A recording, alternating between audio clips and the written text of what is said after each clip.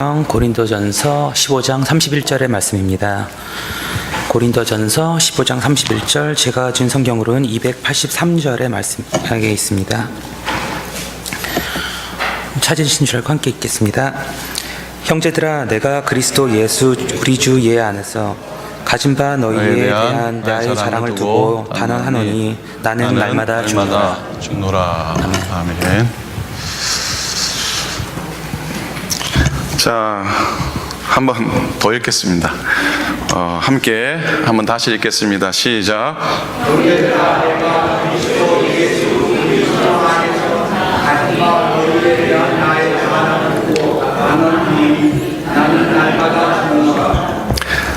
아멘.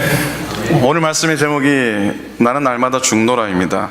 예수님께서 인생들을 위해서 십자가 지시기 위해 친히 고난 받기 위해 예루살렘 입성하신 날을 기념하는 종료주일인데, 오늘 나는 날마다 죽노라 말씀의 제목을 정했지만 오늘 이야기는 김치 이야기를 좀 하려고 합니다. 김치 이야기로 말씀을 시작하려고 합니다.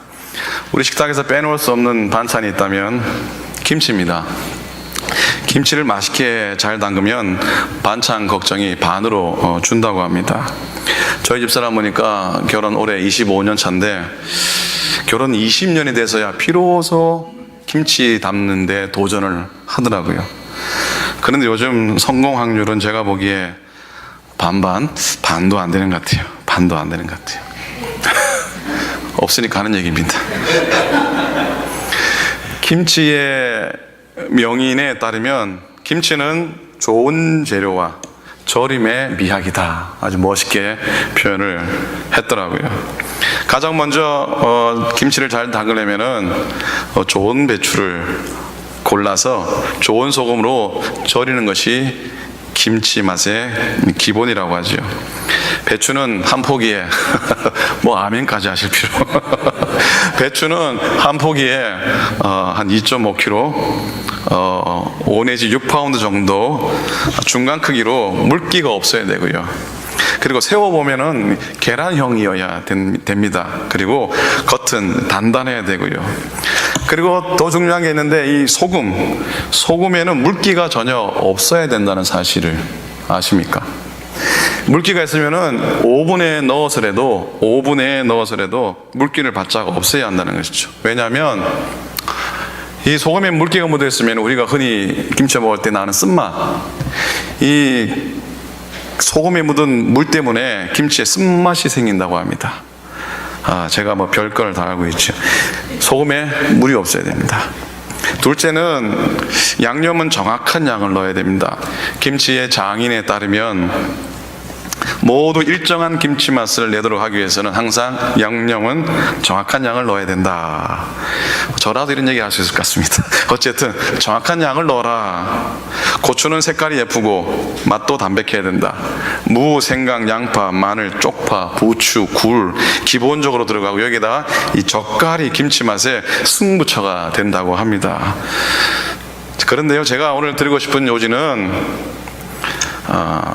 김치를 어떻게 하면 잘 담을 수 있냐, 이게 요지가 아니고요. 배추가 김치가 되기까지 약 5번 죽는다고 합니다. 몇 번 죽는다고요? 배추가 김치가 되기까지 약 5번을 죽는다고 합니다. 우리 어머니들이 옛날에 왜요, 요즘도 그런 분도 계시면 모르겠어요. 사과를 깎을 때에 사과를 딱 들고 이 칼을 등으로 한 대 딱 때리고 사과를 깎기 시작합니다. 왜 그런 줄 아세요? 사과를 한번 기절을 시킨 다음에 사과를 깎아 낸다고 하죠. 그런데 배추는 이 기절 정도가 아니고 아예 5번을 죽여야 맛있는 김치가 된다고 합니다. 제가 사진을 하나 보여드릴게요. 첫 번째로요, 배추가 땅에서 뽑힐 때에 한 번 죽습니다. 두 번째, 배추가 칼로 쪼개지고 다듬어질 때 2번 죽습니다. 세 번째, 굵고 짠 소금에 절여질 때 3번 죽고요. 네 번째, 맵고 진한 양념과 섞일 때에 4번 죽습니다. 그리고 마지막으로 땅속에 있는 김장독에 묻힐 때에 5번 저렇게 죽는다고 합니다. 자, 오늘 사도 바울이 고린도전서 15장에서 고백한 짧은 한 구절의 말씀을 읽었습니다. 이 고백 속에 주님이 명령하셨던 나를 따라오려거든 자기를 부인하고 날마다 자기 십자가를 지고 나를 쫓을 것이니라, 이 말씀에 철저히 순종한 바울이 나는 날마다 죽습니다라고 고백을 하게 됩니다. 그래서 오늘은 이 고백의 의미를 오늘 김장김치 담그는 과정을 통해서 한번 생각해 보고 싶습니다. 자, 첫 번째로요, 우리는 날마다 죽는 삶을 살기 위해 익숙함을 포기해야 합니다. 한번 따라 하시겠습니까? 익숙함을 포기해야 한다. 여러분, 배추는 충분히 성장했을 때 땅에서 뽑히면서 한번 죽습니다. 자신을 성장시켰던 양질의 흙에서 한번 떠날 때에 한번 죽는 거죠. 그래서 우리도 날마다 죽습니다라고 하는 바울의 고백의 삶을 우리도 좀 흉내라도 내려면은 자기 자아, 이해하기 쉽게 말하면 자기 욕심으로부터 떠나는 훈련을 하는 겁니다. 흔히 시험에는 두 가지 시험이 있습니다. 마귀가 주는 시험이 있고 하나님이 주시는 시험이 있습니다. 그런데 이게 논리적으로는 이렇게 구분이 가능할지 모르지만은 실제로는 거의 구분이 안 됩니다. 이게 마귀가 주는 시험인지 이게 하나님이 주시는 시험인지 도대체 알 수 없을 때가 있습니다. 그런데요, 적어도 시험의 근본 원인이 무엇인지는 압니다. 하나님이 주시는 시험이든 마귀가 주는 시험이든 모든 시험에 결국은 철저히 자기 욕심 추구 때문에 생겨나는 겁니다. 내 욕심 때문에 생겨나는 거예요. 야고보서 1장 13절부터 15절 말씀 한번 같이 읽겠습니다. 시작. 사람이 시험을 받을 때에 내가 하나님께 시험을 받는다 하지 말지니 하나님은 악에게 시험을 받지 아니하시고 친히 아무도 시험하지 아니하시느니라. 오직 각 사람이 시험을 받는 것은 자기 욕심에 끌려 미혹됨이니 욕심이 잉태한 즉 죄를 낳고 죄가 장성한 즉 사망을 낳느니라. 아멘. 여러분, 우리가 자아 욕심, 자아 중심의 사람이 되면 우리가 이렇게 돼도 시험이고 저렇게 돼도 시험이야. 이 말이 뭐냐면 잘 돼도 시험이고 못 돼도 시험인 겁니다. 시험은 하나님이 주시는 것도 마귀가 주시는 것도 아니고 주는 것도 아니고요, 결국 내 안에 욕심을 제대로 버리지 못해서 그리고 자아 중심으로 살기 때문에 오는 겁니다. 혹 우리가 상처를 받을 때가 있습니다. 왜 나는 상처를 받을까 생각해 보신 적 있습니까? 왜 나는 상처를 받을까? 우리가 상처받는 이유는요, 상처받기 쉬운 자아를 붙들고 살기 때문이라는 것이죠. 물론 어떤 때는 감당하지 못하는, 내가 강해도 어떤 때는 감당하지 못하는 시험과 아픔이 있을 수는 있습니다. 그러나 되게 많은 경우에는 상처받기 쉬운 자아를 내가 붙들고 살아요. 또 우리가 살기 힘들다고 말하는데 역시 자기 힘으로 살려고 하니 자기 힘을 의지해 살기 때문이라는 겁니다. 여러분, 하나님은 좋으신 분이시고 우리를 향한 좋은 계획을 가지고 계신 분이라는 사실을 믿는데 왜 살기 힘듭니까? 실제 우리가 사는 형편이 어려워서가 아니고요, 여전히 내 중심으로 내 계획대로 살고 있기 때문에 아닌가 하는 것이죠. 내가 내 계획을 가지고 살아가니까 어려운 겁니다. 내가 내 모든 일을 내가 주장하고 내가 계획하고 내가 도장 찍고 내가 결정하고 사니까 어려운 거 아닙니까? 하나님 앞에 내 모든 계획을 맡겨 드릴 수 있는 것이죠. 아니, 우리를 향한 하나님의 계획은 완벽하시니까 그런 믿음으로 맡겨드리는 거 필요하죠. 우리를 향해서 너무나 좋은 계획을 가지고 계신 하나님이시니까 그런 거 아닙니까? 예수 그리스도 안에서 우리에게 주신 복을 헤아리고 살고요, 내 자아와 내 욕심으로부터 떠나야지 날마다 죽고 예수로 사는 우리의 삶을 살게 될 줄로 믿습니다. 두 번째로요, 날마다 죽는 삶, 십자가 앞에 내가 그렇게 서는 삶을 살고 싶다면 감추어진 것이 드러나야 합니다. 한번 따라 하십시오. 감추어진 것이 드러나야 한다. 어느 동네 김치 장인이라도 밭에서 막 키워낸 배추를 통째로 김치를 담그지 않습니다. 그죠? 먼저 흙이 묻고 또 시들어진 그런 배추의 껍질들을 몇 겹은 이렇게 걷어냅니다. 그 다음에 칼로 배추를 반 tum을 내든지 아니면 저렇게 네 쪽을 냅니다. 그렇게 적당하게 자르는 이유는 골고루 소금이 들어가서 잘 절여지기를 바라서 그렇게 하는 것이죠. 그렇듯이 우리 성도들도 마찬가지입니다. 내가 주님 앞에 그래도 나를 낮추고 나를 겸손케 하고 나를 죽이는 그런 삶을 살기 위해서는 다듬어지고 찔러 쪼개질 때에 우리의 감추인 것이 드러나는 아픔과 고통을 참고 견뎌내야 될 필요가 있는 것이죠. 개인을 향한 하나님의 목적과 꿈을 위해서 그동안 우리를 감싸고 있던, 보호하고 있던 두꺼운 껍질들을 하나하나씩 사정없이 벗기는 겁니다. 오늘 권사님 기도 가운데 이런 기도가 마음에 들어오더라고요. 주님은 모든 옷을 다, 정말 그의 옷이 다 이렇게 벗겨지고 자기의 몸을 드러내는 수치를 당했는데 우리는 겹겹이 싸매고 겹겹이 우리를 그렇게 덮었다고 하는 그런 말씀이 마음에 와닿더군요. 우리를 감싸고 있던 것들을 하나둘씩 벗겨내야 되는데 내가 벗겨내지 않으면은 때로는 하나님이 벗겨내십니다.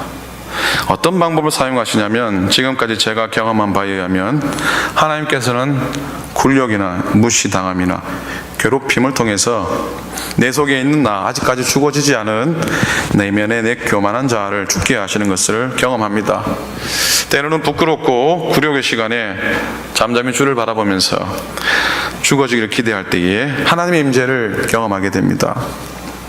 우리의 자아는 그냥 편안하고 좋을 때는 절대로 죽어지지 않습니다. 아니, 죽을 이유도 없습니다. 그러나 수치를 당하거나 괴롭힘을 당할 때에 내가 죽임 앞에 놓이게 되는 겁니다.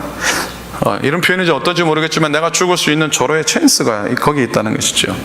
그러기에 굴욕을 당할 기회가 있으면 당하십시오. 무시를 당하는 찬스 있으면 당하십시오. 누군가가 나를 상처를 주면은 그 상처야말로 하나님의 은혜와 축복을 받을 수 있는 기회라고 그렇게 받아들이십시오. 화나게 하고 괴롭게 하는 사람 앞에서 주님 바라보면서 당신의 마음을, 내 마음을, 내가 가진 마음을 한번 부서뜨려 보십시오. 그러면 내 마음에 하나님이 역사하시는 것을 경험하게 될 겁니다. 저도 개인적으로 때론 감당하기 힘든 아픔과 공고함과 허물 때문에 마음이 무너지는 순간에 주님도 바라볼 수밖에 없죠. 뭐가 더 있습니까? 그러면 어김없이 저에게 찾아오는 주님의 은혜와 기름 부으심이 있습니다. 그런 은혜가 여러분에게 임할 때에 나는 아무것도 아닙니다라고 선포하십시오. 나는 무익한 종입니다라고 선언하십시오. 나는 죄인 중에 개수입니다라고 바울처럼 선포하십시오. 그리고 나의 나된 것은 모두가 다 하나님의 은혜입니다라고 고백하십시오. 생 보나벤투라고 하는 그런 성인이 이런 말씀을 하셨습니다. 굴욕적인 상황에서 자신을 의지적으로 겸손히 낮추는 사람은 다른 사람이 4년에 걸리는 겸손의 과정을 4개월 만에 도달할 수 있다라고 그렇게 얘기를 합니다. 사실 우리 삶 가운데 창피를 당하고 무시를 당하고 굴욕을 당하는데 그렇게 매일마다 일어나지는 않습니다. 흔히 일어나는 일도 아닐 겁니다. 그죠? 또 사람에 따라서 어떤 분은 쉽게 넘겨버릴 수도 있고요. 어떤 분들은 또 같은 상황인데 비슷한 상황인데 고통스러워하며 굴욕감을 느끼는 경우도 있습니다. 그렇죠? 제가 이렇게 후덕하게 보이고 이렇게 인자해 보이고 이렇게 잘 견뎌낼 처럼 보이지 않습니까? 아무도 인정 안 하시는데 네, 그랬죠. 네, 제가 후덕해 보이고 인자해 보이고 그런데요, 제 속에도 어찌 보면 다른 사람만큼 아니 다른 분들보다 더 예민한 구석이 있습니다. 제 혈액형이 이 천재형에 속하는 AB형입니다. 남들은 천재 아니면 바보라고 하는데 제가 믿기에는 AB형은 천재형인 줄로 믿습니다. 제가 이렇게 천재형에 속한 AB형인데 나이가 들어갈수록 이 B가 떨어져 나가고 시간이 지날수록 B는 좀 떨어져 나가고 자꾸 A 쪽으로 가는 것 같아요. A쪽으로 가는 것 같아요. 자아가 많이 드러나고 내가 살아있어서 민감하게 되어지고 그런 분들, 그런 부분이 있어요. 그런데 여러분, 오히려 그럴 때마다 내 드러난 자아를 또 부인하고 나를 낮출 수 있는 그런 좋은 장점을 가진 거라고 이해하십시오. 받아들이십시오. 그리고 자기를 꺾기 위해서 부단히 기도하고 또 더 많이 내려놓도록 더 많이 나를 죽여달라고 엎드리게 되는 겁니다. 그러면 저에게도 하나님이 그 기도에 응답해 주시고 또 상심한 일들을 가급적 빨리 잊게 해 주시고 감사한 일들을 생각나게 해 주시고 더 감사하게는 힘이 되는 사람들을 붙여 주셔서 그렇게 같이 섬기게 해 주시는 경험을 많이 하게 됩니다. 여러분, 굴욕과 창피 이런 것들이 여러분이 그토록 삼아둔 은혜와 축복 그리고 하나님의 임재를 경험할 수 있는 기회라고 생각하십시오. 그 순간 흙이 묻고 시들해져 버린 나의 인생의 껍질들을 하나 둘씩 통째로 벗겨내는 것이라고, 벗겨져 나가는 그런 경험을 하게 될 줄로 믿습니다. 십자가의 진정한 의미와 축복을 경험할 수 있는 시간이 되리라 믿습니다. 자, 세 번째입니다. 날마다 죽는 삶을 살기 위해서는 거칠고 단단한 자아를 부드럽게 해야 됩니다. 거칠고 단단한 자아를 부드럽게 해야 돼요. 밭에서 이 배추가 뽑혀져 나왔어요. 그리고 불필요한 껍질을 벗겨냅니다. 칼로 쪼개어진 배추가 이제는 그 상태는 김치가 될 수 없습니다. 그죠? 그 상태에서 만들 수 있는 게 하나 있습니다. 겉절이죠. 겉절이. 그래서 사각사각 아주 프레시하게 겉절이는 될지 모르겠지만은 소금에 절여야지 김장김치가 될 수 있습니다. 굵은 소금을 배추 사이사이에 넣어서 몇 시간 동안 이렇게 쟁여두는 걸 뭐 한다 그럽니까? 배추 뭐를 죽인다? 숨 죽인다 그러잖아요. 그죠? 숨을 죽인다 하지 않습니까? 이렇게 숨을 충분히 죽이지 않으면은 배추가 살아있어서 맛있는 김치를 이렇게 만들 수가 없습니다. 뻣뻣해져서 제대로 된 김치를 만들 수가 없어요. 그렇지 않습니까? 장금이들 맞습니까? 틀렸습니까? 맞습니다. 그죠? 그렇듯이 우리 성도들도 날마다 죽는 삶을 살기 위해서 거칠고 단단한 자아가 좀 부드럽게 숨이 죽어야 돼요. 성령의 사람은 부드럽습니다. 딱딱하지 않습니다. 성령님은 우리 안에 오셔서 우리의 단단한 자아에 숨을 죽이시고 부드럽게 만들어주시는 분이십니다. 성경은 이 부드러움을 온유함이라고 이야기합니다. 예수님은 온유한 자는 복이 있나니 저들이 뭐를 차지한다고요? 땅을 기업으로 받을 것이라 그랬습니다. 저는 땅을 기업으로 받고 싶습니다. 그래서 온유하고 싶습니다. 거칠고 단단한 마음과 생각과 거칠고 단단한 말과 행동과 그런 우리의 태도들, 표정들, 이것들을 부드럽고 온유하게 바꾸시는 성령님을 신뢰하고요. 그 안에 계셔서 또 성령님께 다 맡기며 살아가는 그 삶이 주님 가신 길을 쫓는 삶, 날마다 죽는 삶인 줄로 믿습니다. 네 번째입니다. 자, 날마다 죽는 삶을 살기 위해서 나를 내려놓아야 합니다. 한번 따라 하시겠습니까? 나를 내려놓아야 한다. 소금에 오랫동안 절여져서 적당하게 이렇게 숨이 죽은 배추는 이제 양념하고 만납니다. 그런데 이건 배추에게 아주 새로운 색다른 경험입니다. 자기의 색깔과 자기의 고유한 맛을 죽여야 하기 때문입니다. 밭에서 소금에 절여지기까지는 배추만 있습니다. 그죠? 다른 것들과 만나지가 않습니다. 그런데 이제는 완전히 다른 종류의 것들을 접하게 됩니다. 무, 갓, 쪽파, 양파, 배, 마늘, 생강, 새우젓이나 멸치젓 또는 까나리 액젓, 찹쌀가루, 고춧가루, 심지어 굴까지 너무나 다르고 다양한 종류들이 만나게 됩니다. 제가 많이 알고 있죠. 저도 김치를 담아도 될까나 봐요. 이런 것들을 적절히 비율로 섞어 하나 되어 어우러질 때 최고의 김장김치가 됩니다. 이건 교회를 의미합니다. 다르기 때문에 교회가 됩니다. 전혀 다른 존재들이 하나님의 의도와 목적과 섭리 안에서 서로 어우러지는 것, 그게 바로 하나님이 이 땅에 남겨놓으신 교회의 공동체의 본질입니다. 성도 개개인이 가지고 있는 자기만의 스타일과 개성을 좀 내려놓고 양보하고 배려하고 이해하고 용납하면서 하나 되는 것, 그게 바로 교회입니다. 나를 죽일 때 우리가 되는 것이지요. 그렇게 자기는 죽고 예수로 사는 사람의 특징은 공동체 안에서 함부로 남을 비난하지 않는 겁니다. 여러분, 허물을 찾기로 작정하면은 세상에 마음에 드는 사람은 한 사람도 없습니다. 이전에 내가 내 자아로 살았을 때는 타인에 대해서 비난할 때가 많았습니다. 저 사람은 저게 문제고 그 인간은 그게 문제라고 늘 얘기를 했습니다. 어떤 목사님이 서로에게 인사를 시키는데, 옛날에 친절한 금자시에서 나왔던 그 첫 번째 대사 뭡니까? 모르세요? 너나 잘하세요. 너나 잘하세요. 인사를 시키면서 너나 잘하세요. 나는 잘하고 있습니다라고 인사를 이렇게 시키시려고 하시다가 그게 아니라는 거죠. 바꿔서 인사를 시키는데 나나 잘하세요. 당신은 잘하고 있습니다. 라고 그렇게 인사를 시키는 거예요. 앞뒤 차이가 뭔지 아시겠습니까? 앞뒤 차이가 뭔지 아시겠습니까? 옆 사람한테 한번 인사 한번 해봅시다.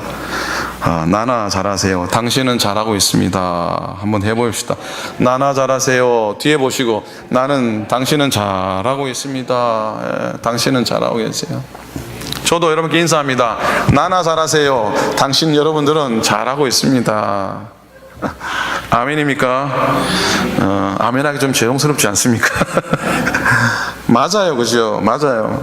십자가에서 자아가 죽은 사람은 비난이 얼마나 큰 죄인지 깨닫게 됩니다. 다른 사람의 허물에 대해서 잘못된 것은 잘못됐다고 얘기해야지, 나쁜 것은 나쁘다 얘기해야지, 왜 그게 죄입니까? 그 말은 맞는 말 같으면서도 좀 틀린 말입니다. 예수님은 우리 모든 사람의 죄와 허물을 대신 지셨습니다. 믿으십니까? 그리고 예수님 자신이 그런 죄 지은 사람인 것처럼, 아니 그들의 죄를 예수님이 이렇게 담당하셔서 십자가에 대신 죽으셨습니다. 믿으십니까? 그렇다면 내가 어떤 사람의 허물과 죄를 보고서 그 죄와 허물을 지적하고 비난하고 그런다면 그건 바로 그의 죄를 담당하신, 그의 죄를 대신 진 예수님을 죄인이라고 하면서 다시 못 박는 것과 비슷합니다. 왜냐하면 사람의 죄를 예수님이 대신 지고 계시기 때문인 것이죠. 쉽게 예를 듭니다. 이런 겁니다. 학교에서 선생님이 사고를 친 아이, 문제 아이의 부모님을 불러놓고 그 부모님을 옆에 세워놓고 선생님이 이 아이를 막 야단을 칩니다. 이놈의 자식, 너 그럴 수 있냐고, 못된 놈이라고 그럽니다. 혼을 냅니다. 그러면 사실 선생님이 의도했던 의도하지 않았던 그 부모의 마음은 참 아픕니다. 그렇죠? 내가 보는 앞에서 내 자식이 선생님한테 혼나는 걸 기뻐할 부모님은 한 사람도 없습니다. 그럼 두 가지 반응이 있습니다. 첫째는 어떤 부모님은 그 자식 보는 앞에서 선생님 앞에 싹싹 빕니다. 자존심 내려놓고 선생님 용서를 구합니다. 우리 자식 용서해달라고.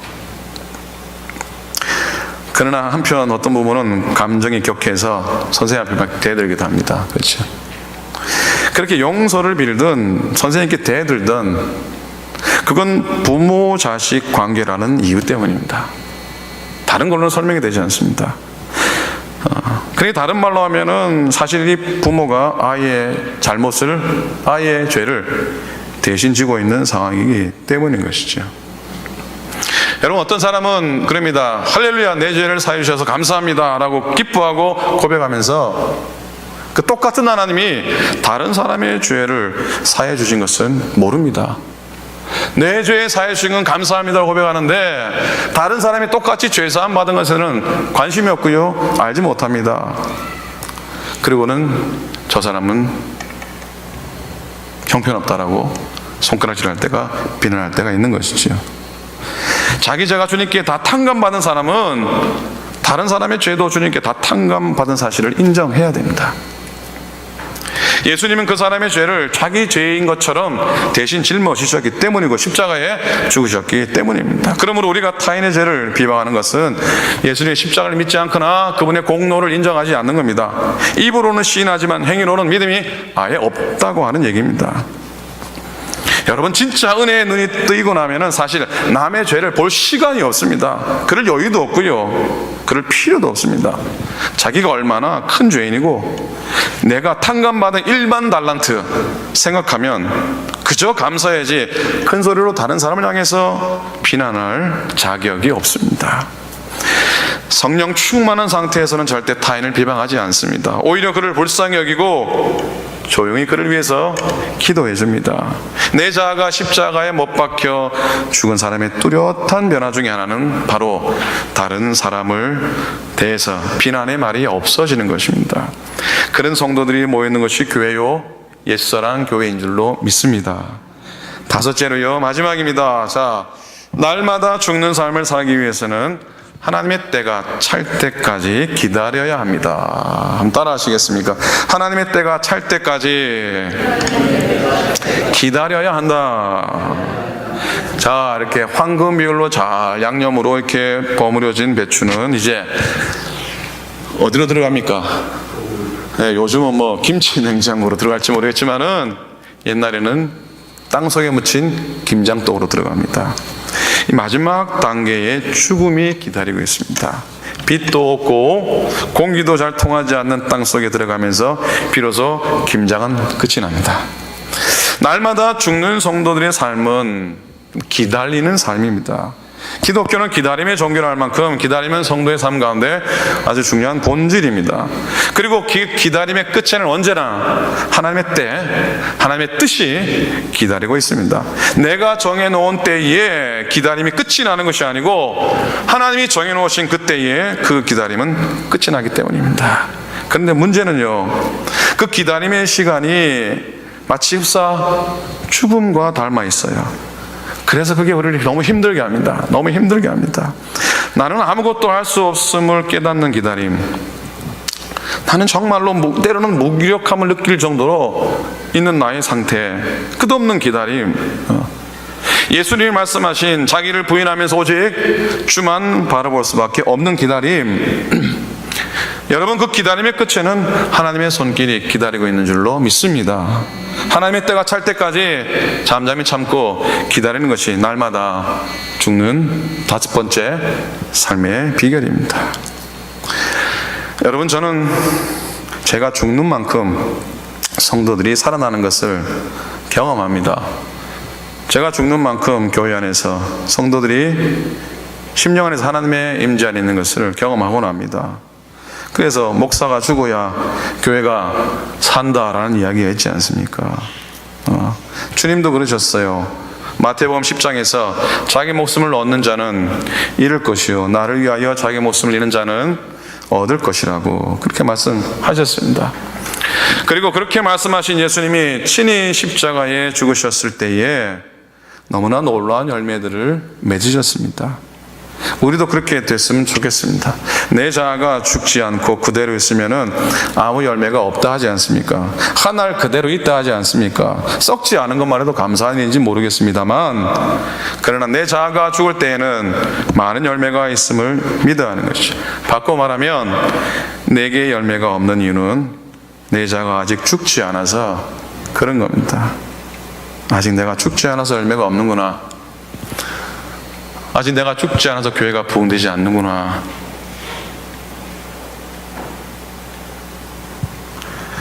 여러분, 기독교는 십자가의 종교인데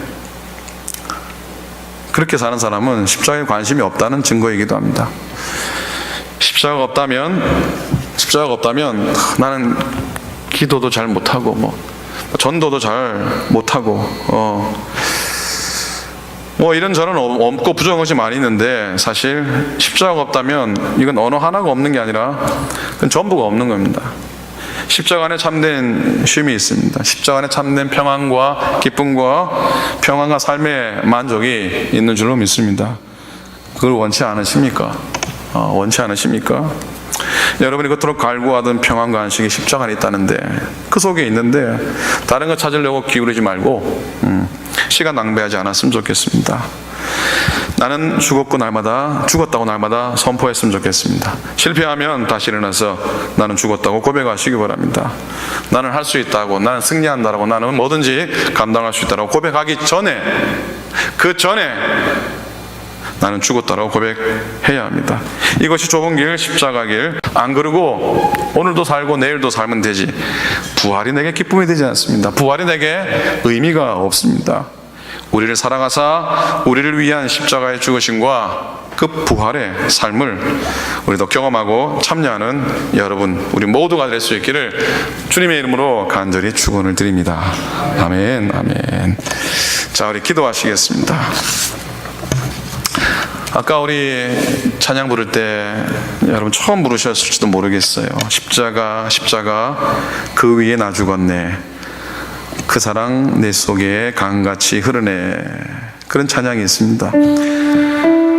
우리 한번 아시는 분은 이렇게 묵상하면서 부르시고요. 또 잘 모르셔도 가사 좀 생각하면서 그의 생명 내 속에, 그의 능력 내 안에, 그의 소망 내 삶에, 나의 삶 주의 것, 가사 한번 묵상하면서 한번 찬양 드렸으면 좋겠습니다.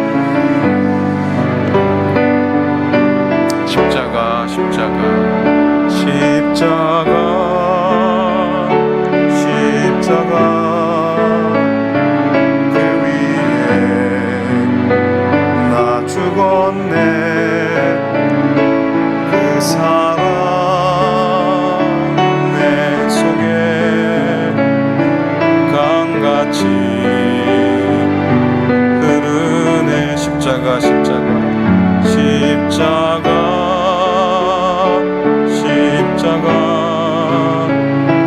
그 위에 나 죽었네. 그 사랑 내 속에 강같이 흐르네. 그의 생명, 그의 생명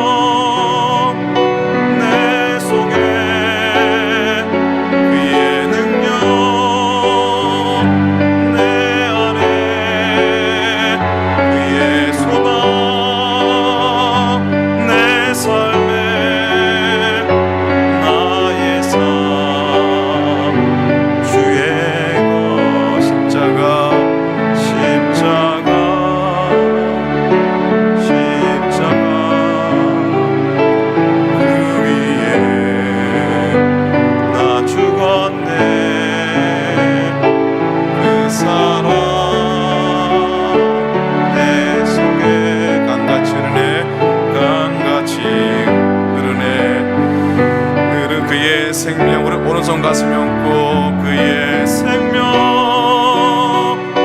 내 속에, 그의 능력 내 안에, 그의 소망 내 삶에, 내 삶에, 나의 삶, 나의 삶,